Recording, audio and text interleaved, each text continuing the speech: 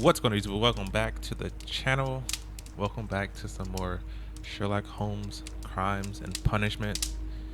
Now, I had some recording problems recently where it was not recording game audio, but I have it fixed now, and we are going to get back to this game. If I'm running through the beginning of this case like I know what I'm doing, it's because I do, because this is one of the games where the recording issue happened. So my initial reaction may be lost, but bear with me, not the full case was recorded, so at a certain point you will get raw reactions back. But enough talking, we're gonna hop right back into it. Let's go. Alright, the Abbey Grange Affair. Oh yes, we're gonna replay.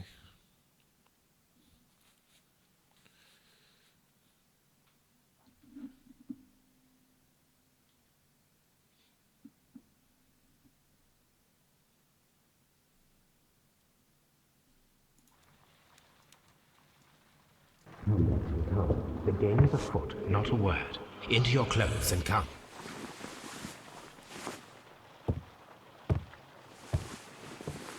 I'll wait for you in the sitting room.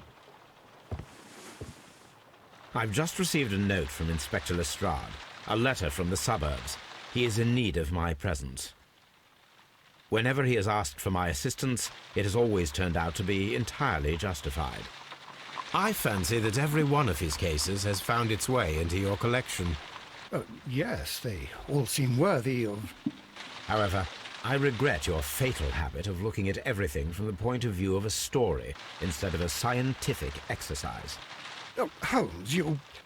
I beg your pardon, I digress. It would be much better to examine this letter than to try to convince you.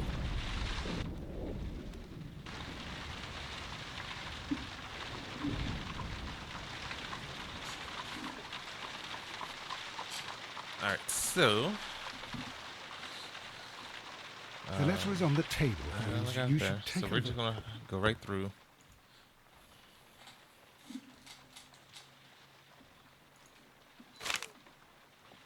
I can tell from Lestrade's handwriting that he was in a hurry when he wrote this letter.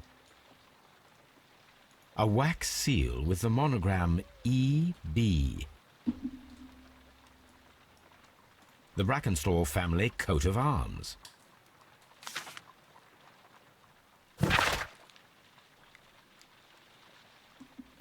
Alright.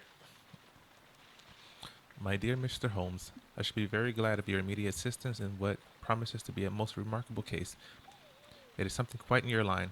Except for releasing the lady, I will see that everything is kept exactly as I have found it, but I beg you not to lose an instant, as it is difficult to leave Sir Eustace there.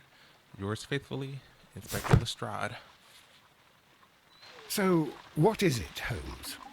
Promising, as always. It appears to be a case of murder. So you believe that Sir Eustace is dead? I should say so. Lestrade wouldn't have sent for me for less. His writing shows considerable agitation, and he is not an emotional man. These people belong to high society. The quality of the writing paper, the E.B. monogram, their coat of arms. The crime was committed before midnight. Holmes, how can you possibly tell? Well, it is all thanks to Lestrade. He wrote his letter at 3:30 in the morning. Imagine the chain of events before that. The local police had to be called in. Scotland Yard was notified. Lestrade himself had to make haste there, and finally compose the letter he sent to me. All of that makes for a fair night's work. It makes sense. Lestrade also speaks of the woman he released. That seems to indicate that she had been held somewhere during the crime. Much time has been wasted. Let us find a cab and go to Abbey Grange immediately. I live in hope of an interesting morning.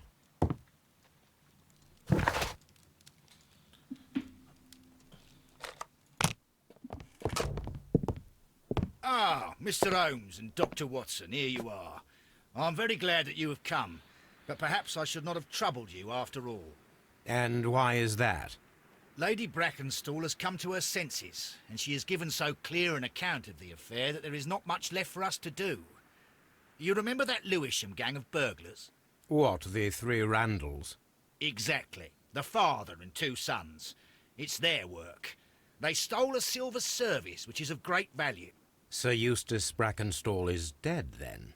Yes. His head was knocked in with his own poker. A violent act of aggression. Yes, the poor lady. She has had a most dreadful experience. She was assaulted and tied to a chair.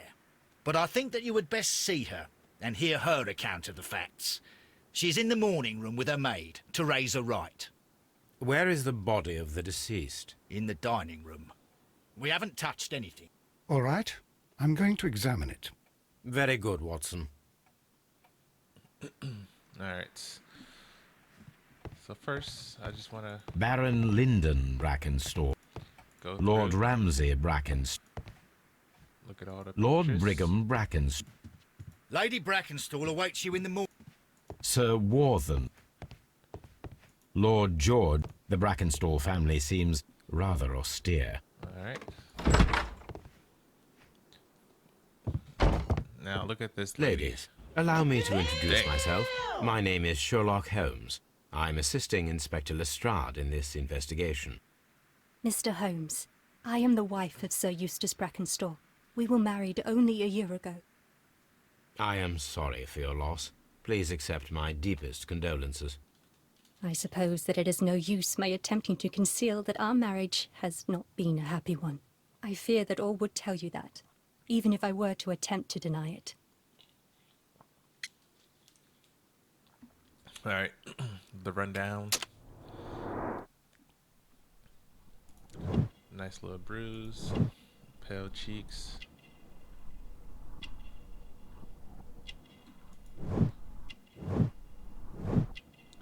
Austrian origin.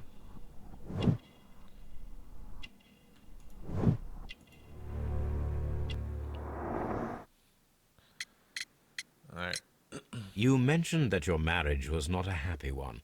Was there anything specific that was troubling you? He was not a nice man when he was drunk, and he suffered from dark moods, but nothing else. Old bruises. The bruises on your hands are at least 1 week old. Your husband caused those bruises? Oh, do you? Yes, he did. He was very angry at the time. Out of control. Again. Sir Eustace was a drunkard. To be tied to such a man for life is worse than death. Can you describe to me the events of yesterday evening? Is it really necessary? I have already told Inspector Lestrade all that happened. Yes, madam, it is. I will tell you then. Sir Eustace retired about 10:30. I sat in this room until after 11, absorbed in a book. Before I went upstairs, I entered the dining room to fetch a candle and... oh God. Please, go on. As I approached the French window, I found myself face to face with an elderly, broad-shouldered man who had just stepped into the room. Close behind the first man, I saw two others. One of them struck me a savage blow with his fist and felled me unconscious to the ground. And then? When I came to myself, I found that they had secured me tightly to a dining room chair. It was at that instant my unfortunate husband entered the room. He fought with the intruders? Yes, I think he had heard them, for he was holding his stick. But they were three, and he eventually succumbed. One of them, the elder one, struck him a terrible blow with the poker. I fainted once more. When I opened my eyes, they had withdrawn. Then my brave Teresa came to my assistance. Did these three villains steal anything? Yes, I found that they had taken the silver from the sideboard, but you can see for yourself in the dining room. Okay, okay. Your ladyship? Alright, Teresa. Teresa, I would like to hear your testimony. Certainly, sir. First, get the rundown also. Wrinkles.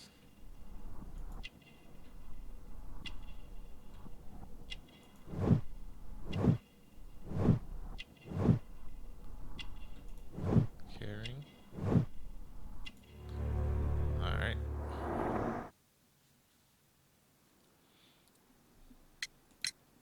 As I sat by my bedroom window, I saw 3 men in the moonlight down by the lodge gate.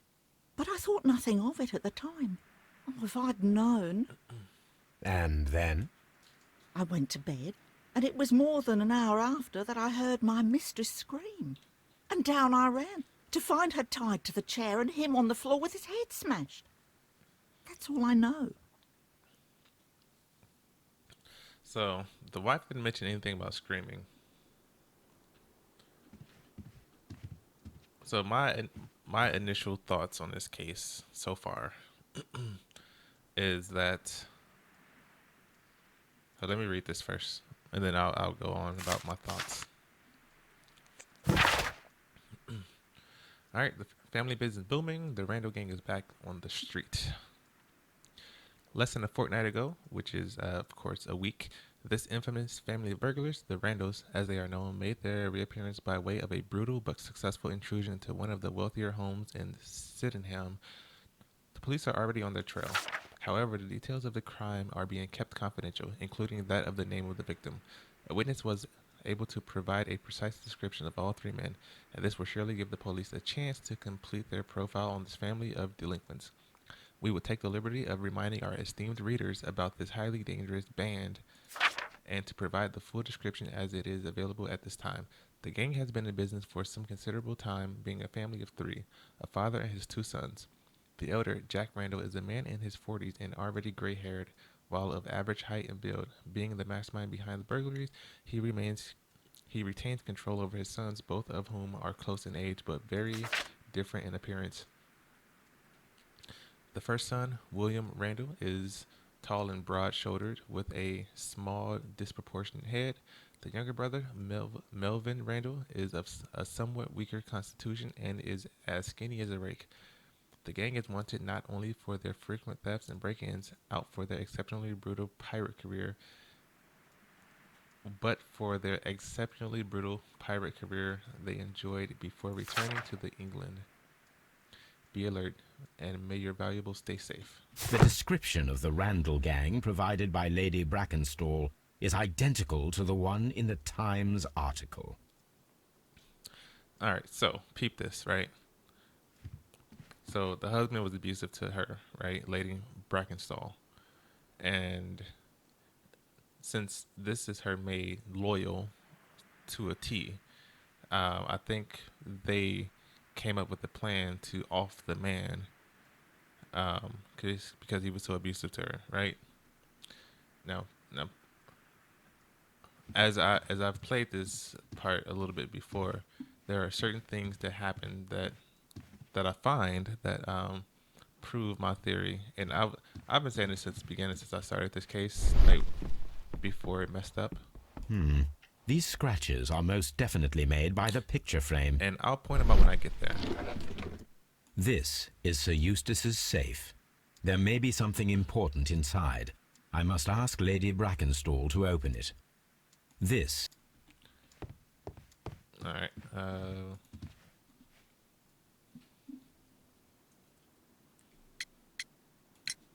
Lady Brackenstall, could you open this wall safe? No, it is my husband's safe. I do not know the combination. We have to open it. Your ladyship? Let us try to open. This safe can be cracked. I only have to pay attention. The dial will vibrate when it is... All right.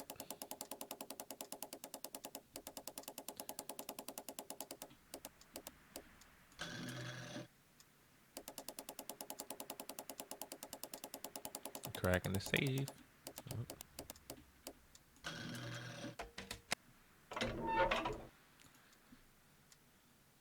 Antique coins, possibly of value, but they're scattered without care. It is common practice to keep one's valuables in a safe behind a painting. It should not really pose a challenge for a criminal. All right. Medical report. Sir Eustace. excuse me, your current physical and mental state is of great concern. There are several signs of a hepatic decompensation. The last time that we met, your eyes were bloodshot and your skin was tinged with yellow. There is a particular odor from your breath that is common in those suffering from liver damage. Then there are the lung abscesses that we have discussed. I can't talk. The leg cramps you have described to me are caused by an alteration to the nervous system, which in turn is caused by an excess of alcohol. That includes the tremors. Your liver seems excessively hard at the time of your examination, which is a sign of an evolving cirrhosis. There are also signs of ascites, fluid in the peritoneal cavity, which are evident with your swollen stomach. The pain beneath your left rib indicates a pancreatic malady, which may lead to fatal and fulminant pancreatitis. Your condition may pose a risk to others. Your excessive alcohol consumption lowers your self-control and heightens your aggression. I am available to help you with these problems. There are a number of treatment options. All right. So he was abusive, alcoholic. This photograph of Lady Brackenstall and her maid Teresa was taken at a port, but which one? All right. I'll take this off. So the lady and her maid came from Australia a year and a half ago on this ship.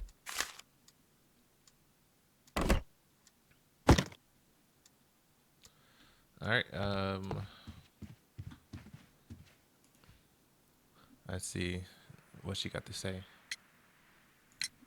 Sir Eustace's doctor speaks of his violent behaviour. Yes, Sir Eustace was an extremely violent man. A detestable human being, to be more precise. It is true that he once threw a decanter at me, and all because I dared to stand up to him in defence of my mistress. Sly devil. God forgive me that I should speak of him so now that he's dead, but a devil he was, if ever one walked the earth. We met him only 18 months ago.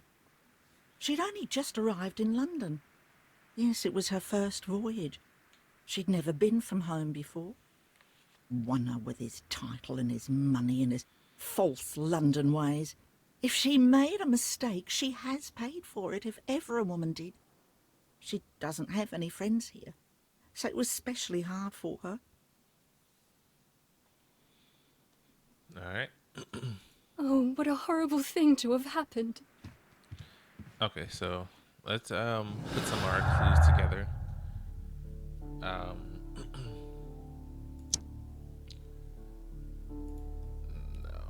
Okay, so violent.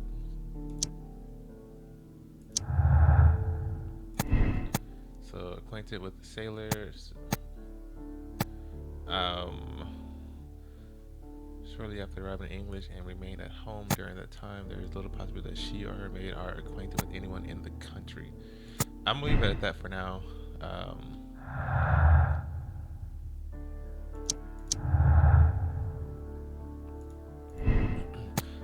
See, I think the robbery was faked and the whole story invented in order to blame Sir Eustace's death on the Randalls. That is my conclusion to that.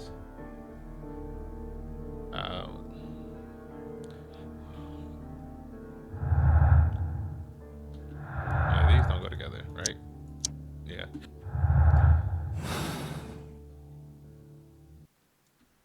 Okay.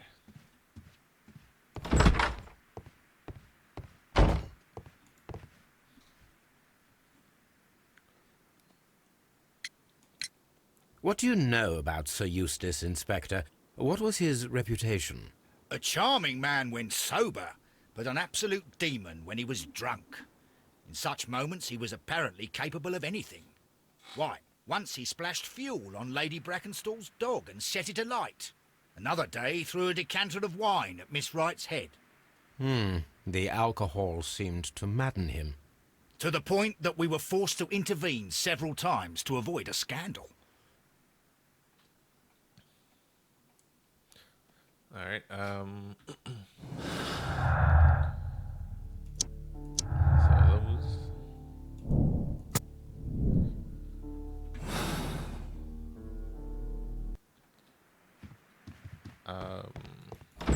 see. Oh, Anything what a else to horrible... say? My mistress is... No? Okay. Alright, time to go investigate. Why you said The no, body no? is still... You should examine the body of Sir Eustace Brackenstall. A hunter's cabin. Antique Just hunting looking at the weapons. things around. Pictures and whatnot. Clock.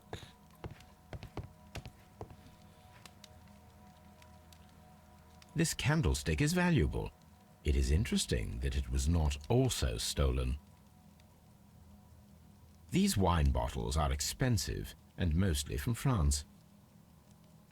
A bottle of wine is missing here. An empty silverware box. It appears that the intruders have stolen the contents. The criminals did not thoroughly ransack the house. They only took a little silverware. Which is very suspicious. The hunting scene. Telling you. Certain things point to A deer hunt. the wife and the maid. A decanter standing next to the open bottle. An inseparable pair indeed. Chateau Calon-Ségur, French wine, Grand Cru. This glass has some wine traces, but no visible beeswing. There is beeswing at the bottom, as if the wine had not been decanted before being poured. This glass has some wine traces, but no visible beeswing. It is rather strange that only one of these glasses has dregs of beeswing inside it, while the other two are clear. Alright, let's search the body. So, Watson, what have you learned from examining Sir Eustace's body? Well, I can confirm that the death was instant. Sir Eustace was facing his attacker when he received the blow to his head. There are no other apparent injuries. Alright, fireplace. It is covered in blood. Sir Eustace might have struck his head upon it while falling from the blow. That is one possible explanation. Barefoot. He had therefore been in bed and did not have time to fully dress. Quite a large stick, a formidable weapon. That must be the murder weapon. Alright, and then... Okay, I think this is... Okay, just the head left. There's the wound right there. The head was cracked with the force of the blow.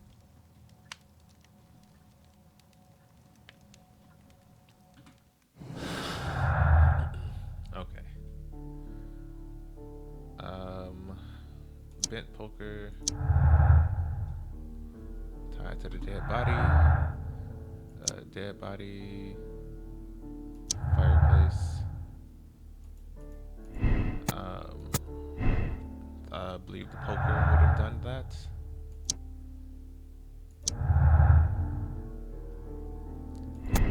I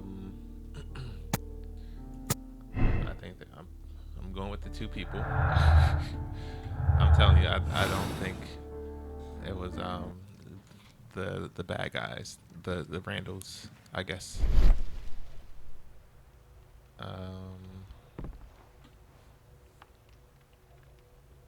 It appears that the bell rope was cut by someone taller than me.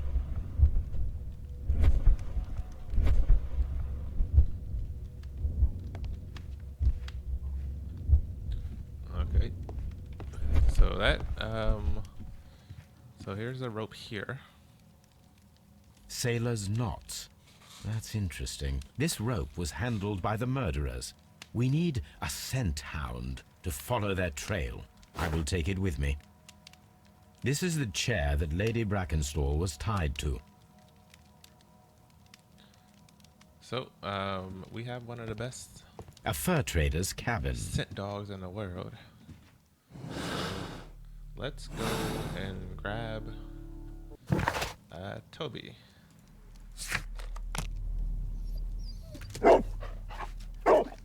Search, Toby.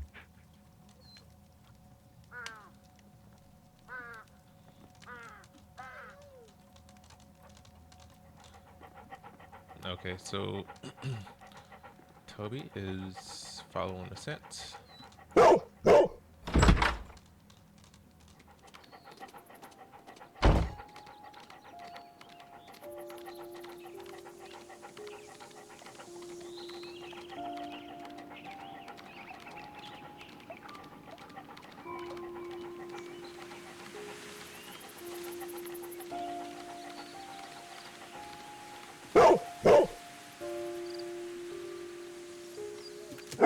The intruders entered the shed for some reason when they were making off with the silverware.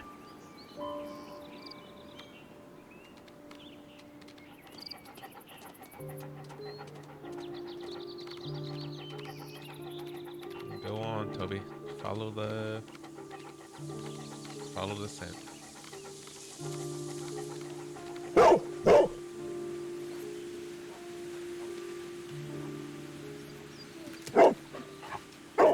The scent leads to the well. I should check it.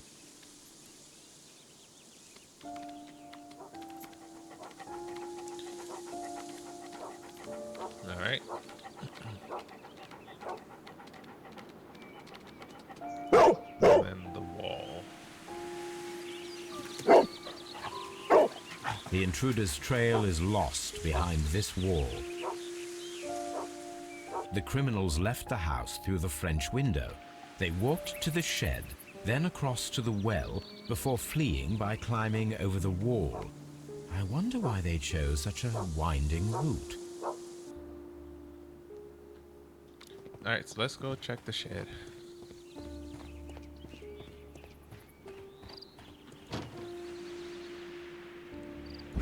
Grab the hook. This hook might... Um, This open... nothing else in Small here garden. Bags of... did anything. So we're gonna go to the well. And like after this part is where I initially stopped. So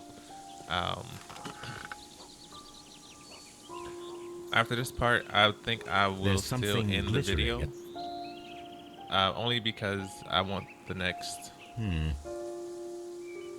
video to just be nothing but new stuff.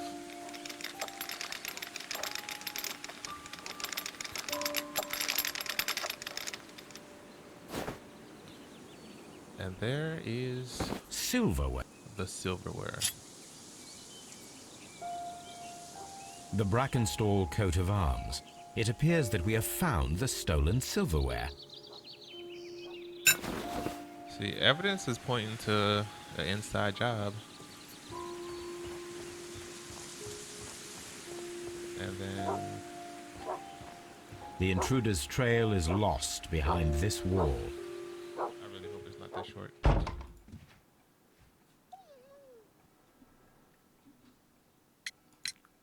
Inspector, I have recovered the stolen silverware. You are a wizard, Mr. Holmes. And where is it? In the garden well.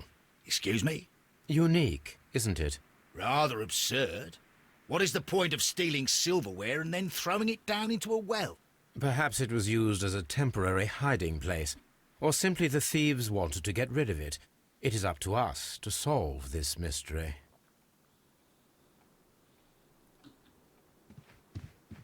All right. Let's see. It's Watson still here? No. Okay.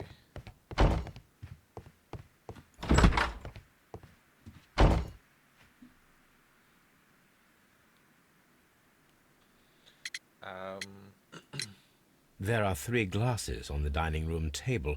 I was wondering if... Oh, I forgot. When I came to myself the first time, each of them had a glass in his hand. They might have been a father and his 2 sons. They talked together in whispers, and then they left. So, all right, peep this, right? When she said, like, her her recounting of the story is just backwards completely, or it's just not right. Because earlier she said that when she came around the first time, she saw them, and that's when the husband came in. She didn't mention nothing about them drinking wine or anything. She said the husband came in and he tried to fight them off, and that's when he got hit with the thing. But she just said now that the first time, when she came around the first time, she saw them drinking wine and whispering to themselves and then leaving. So something is definitely off. I honestly believe that it's the inside job, and her and the maid are We behind it. found your silverware, Lady Brackenstall. It had not been taken very far. Is that true? I am very thankful to you, Mr. Holmes. Your ladyship?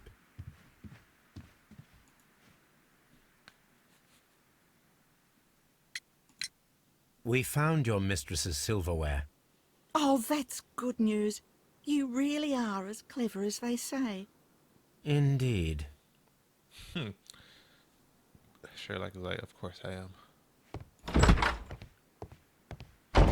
All right. Oh, here's the stride. Holmes, don't look at me like that. I don't know what to think about all this. All right, Toby, you're home. All right, but we're gonna actually leave it here because this is pretty much where I got to in the original play, and everything after this will be brand new to me. So we are gonna leave this here, and we'll pick it back up in the next one. So with that said, I hope you guys enjoyed the video. Be sure to hit that like and subscribe button for more videos just like this one. And as always, I'll catch you in the next one. Peace.